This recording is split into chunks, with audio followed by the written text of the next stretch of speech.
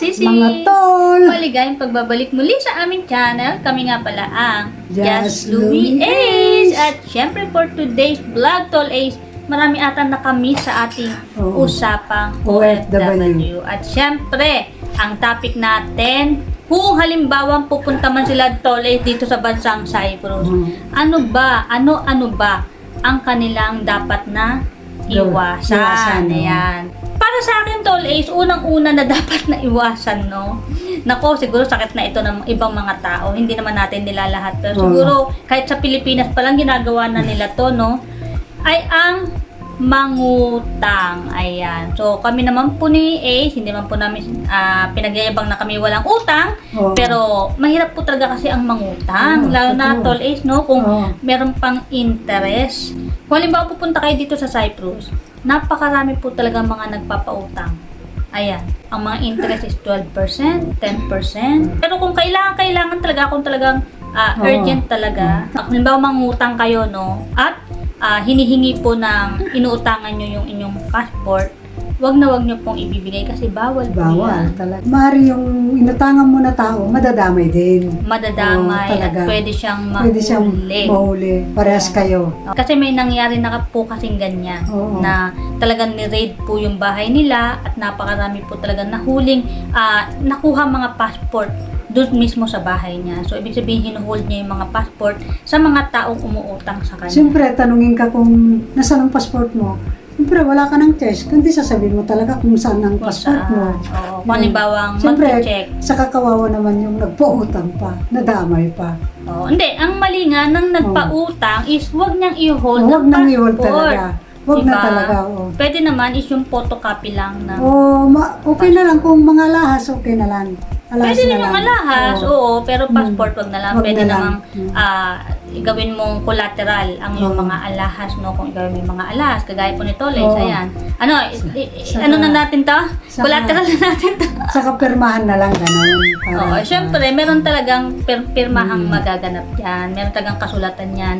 Hindi naman pa pwedeng, yung nagpapautang, no, magiging ano naman siya, walang kaalam-alam sa mundo, na basta na lang siya magpapautang, na wala man lang siyang kasulatang ipapapirma, no, doon sa mismong nangungutang sa kanya. Kaya nga kung pwede lang, kung hindi lang importante na importante talaga, huwag na tayong umutang.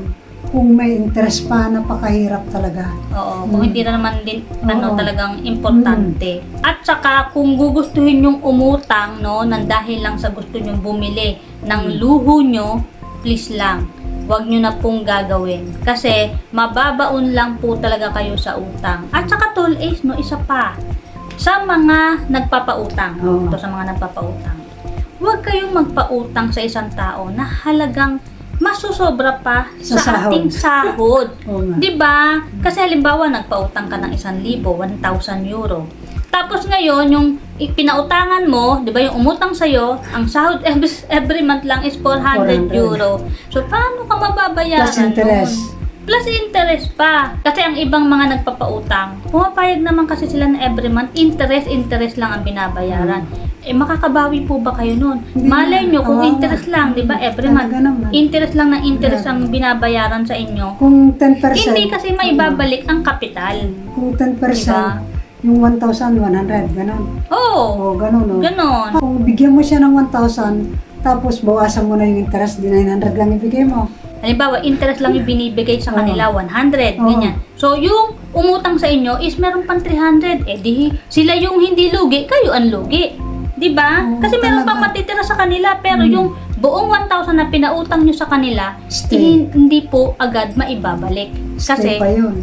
kasi interest lang ng interest ang binabayaran every month. So, di ba? Yan din pong isipin sana ng mga nagpapadutang dyan. Please lang. Huwag nyo na pong gawin ganyan na business, no? Dahil nga, mahirap din kasi. Oo. At sa mga umuutang, please lang. Huwag nyo naman pong takbuhan ang mga inutangan nyo dahil Kawawa naman sila. digital na ang karma. Dole. Oo. So, isa yan, no, sa wag po nating gagawin. Iwasan natin kung halimbawa tayo ay pupunta sa Cyprus dahil ang Cyprus is talagang napakalayang bansa. Oo, Diba? talaga naman. Kahit sabihin natin na ganito lang yung sahod natin dito, pero mahal natin ang Cyprus dahil malayang malaya tayo. Kasi may freedom tayo dito. Oo, may freedom tayo.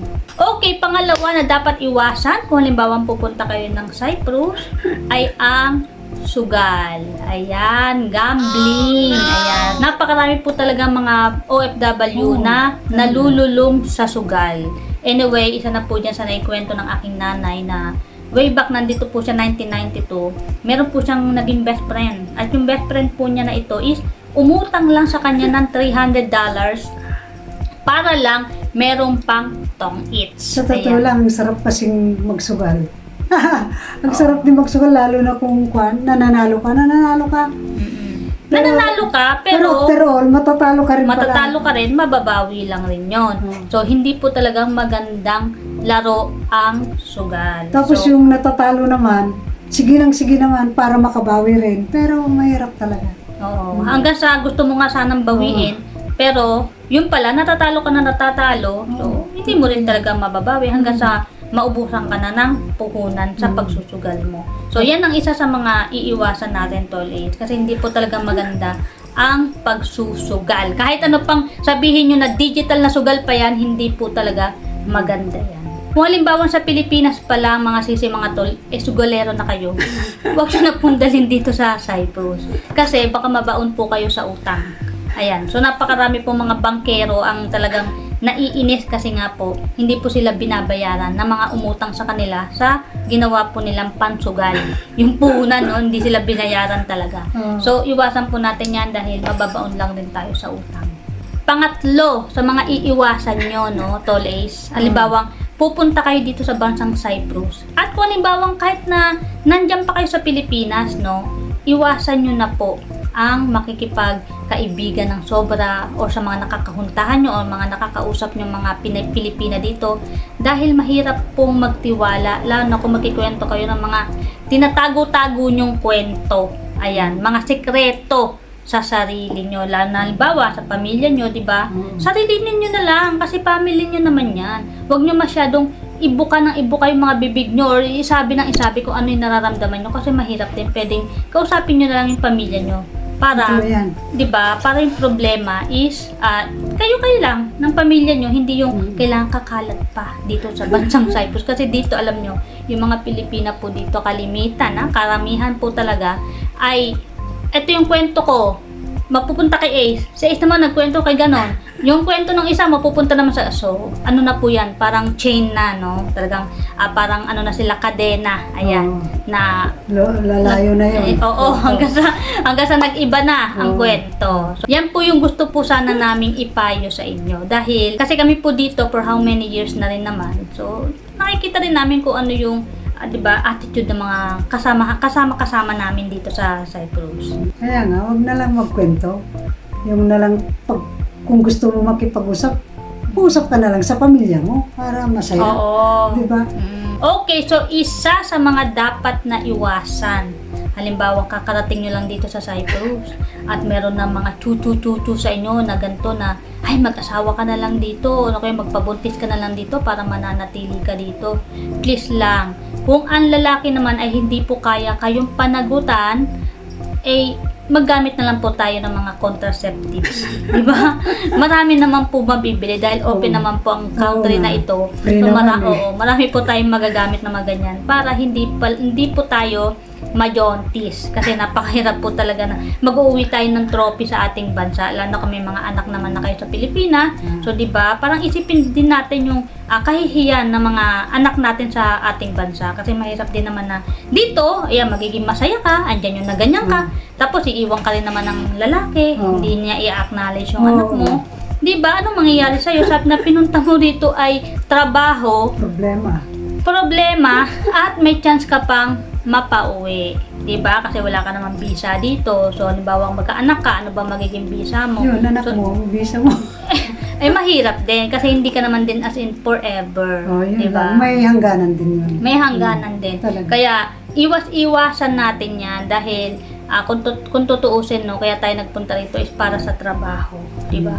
Para sa trabaho, magtrabaho para sa mga anak natin. Ibig sabihin, tayo ay mangarap, diba? Mag-ipon at pag-aralin ng ating mga anak dahil balang araw, isipin natin na tayo uuwi din sa bansa natin at doon magpo-for good tayo, nakasama natin ang ating pamilya. So, wag na natin bigyan ng malaking problema ang ating mga sarili dito, kundi enjoy lang natin. Di ba? Abang masarap kaya yung single, no? Na wala ka kayang daladalang mga ganon, di ba? Na wala kang iniisip, kundi sarili mo lang, kundi paligayahin mo lang ang sarili mo. Di ba?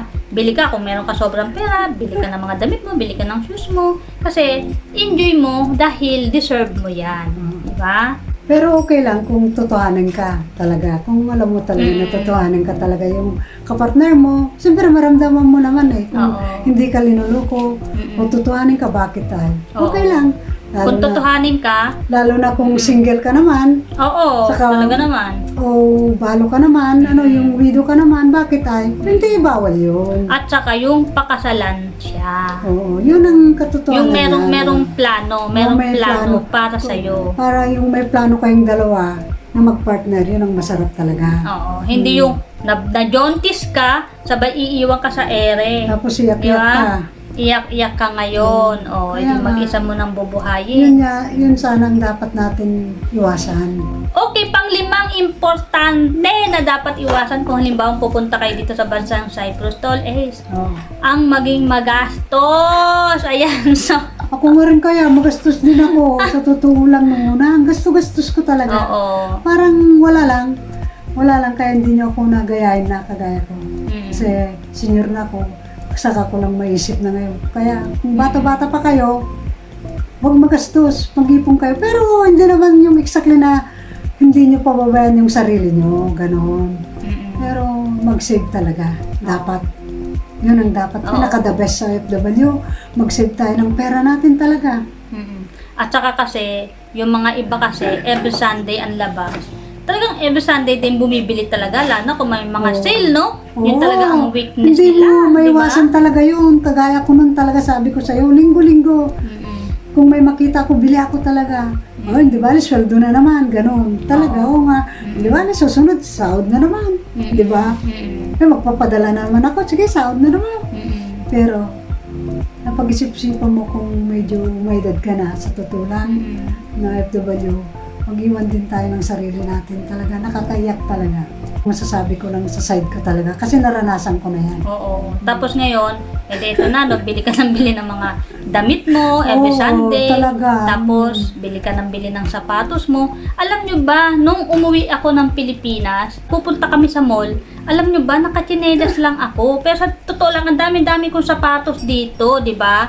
Pero nagdala naman ako ng sapatos, siguro 2 piraso. Pero mas gugustuhin kong magchinelas kasi nga, sa bansa kasi natin is mainit. Di ba? Komportable ka. Mas komportable ka nakachinelas lang. Kaya isa yan sa mga natutunan ko na hindi naman kailangan napakarami mong sapatos, no, na bibili ng bibilin dito sa Cyprus. Tapos, yun nga, iuwi mo sa Pilipinas dahil hindi rin naman as in magagamit. Pwede, pamimigay mo, di ba? Doon magagamit ng iba. Oo. Ako rin, nung umuwi ako talaga, may dala akong t-shirt na talagang cool shirt. Hindi ko nagamit yun.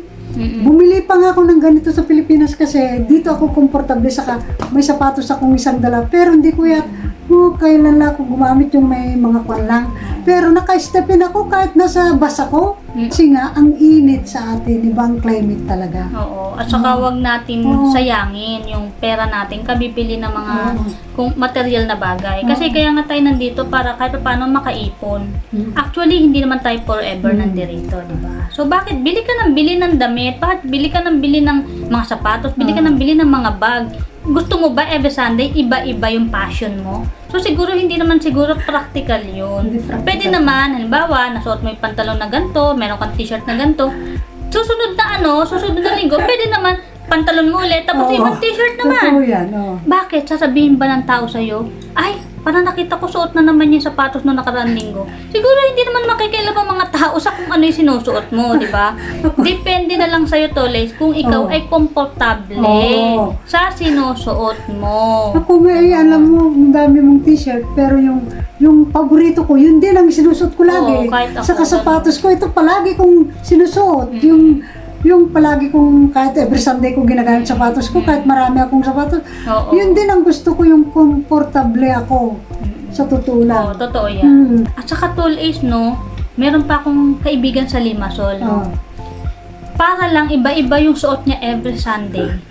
kahit wala siyang pera, ang alam mo tol eh, uutangin niya. Talaga? Uutang siya ng isusuot niya pang linggo. So, anong nangyari? Ayun na, hinabol na siya ng mga may utang sa kanya. Nagtago siya ngayon dito sa Nicosia. So, ayoko na lang banggitin, no? Kasi syempre, mahirap naman makichismis-chismis tayo. Pero, Mahirap din makialam. makialam, pero yaan yung katotohanan na bakit kailangan mo pa na palaging bibili ng mga damit, no? Pero, okay, nasa inyo naman yan Oo, kung meron nasa kayong inyo, oo. sobrang pera. Oo. Diba? Kung meron naman kayong sobrang pera, sure, why not? Pero, isipin nyo rin, dapat, nagpunta kayo dito, nagtrabaho, para makaipon din naman. Para kung halimbawa uuwi kayo or wala ka pang bahay, makakaipon ka, Oo. di ba? Pambili ng bahay. Totoo yan. Kaysa pag uwi mo sa Pilipinas, nako, na doon ka pa makikitira sa mga kapatid mo, sa bahay ng magulang mo. Mahirap talaga makitira sa... Bakit tol Ace, hindi ka ba pagsasawaan? Ay, totoo Ah. yan. Kahit na kapatid mo, siyempre naiya ka naman. Oo.